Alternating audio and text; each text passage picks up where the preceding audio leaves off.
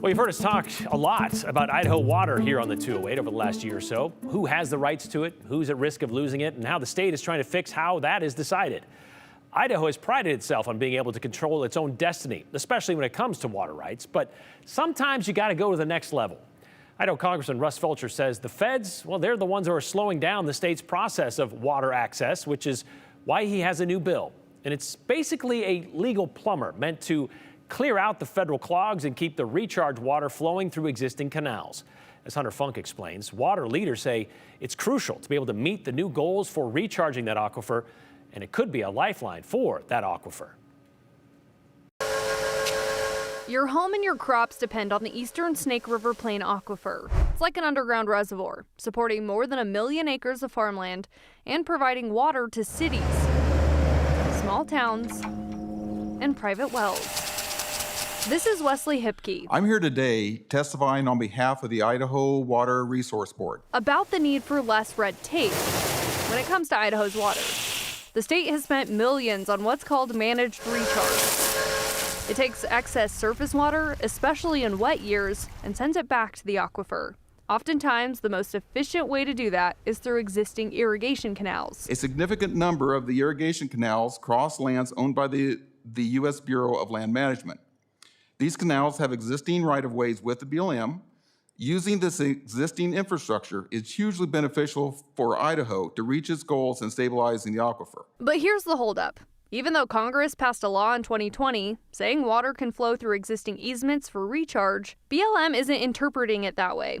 They're requiring new permits and right-of-way applications for canals that already exist. That's where House Bill 331 comes in. The amendments to the act being sought in the legislature would address BLM's erroneous interpretation that the act does not apply to third parties. The amendment will enable the board to more efficiently implement its managed aquifer recharge activities and reach its goal for the benefit of the citizens of the state of Idaho. Representative Fulcher introduced the bill to clarify the law and fix what state water managers say is a misinterpretation that's slowing down a critical program. How would Congressman Fulcher's legislation clarify existing law? Yeah, to get an easement in the past, it's taken me approximately 2 years, to do that. And because he can't predict whether it will be a wet or a dry year, getting access needs to be a lot faster. Every year we don't have that in place presents a problem. The Twin Falls Canal Company is in support of the bill. Their general manager says, quote, "We believe H.R. 331 is a good step toward helping to ensure our farmers get the water they need and protecting the vital Eastern Snake Plain aquifer for generations to come." Representative Mike Simpson said on X that he was an original co-sponsor of the bill. And removing bureaucratic barriers to carry out aquifer recharge projects is a win for Idaho and local leaders. Fulcher is hoping this will speed up the water replenishment process. The bill has passed the House and now heads to the Senate. And now that it goes to the Senate, we checked with our senators. Of course, Mike Crapo agreeing, saying this will restore local decision making, and he looks forward to the Senate taking up this, quote, common sense solution.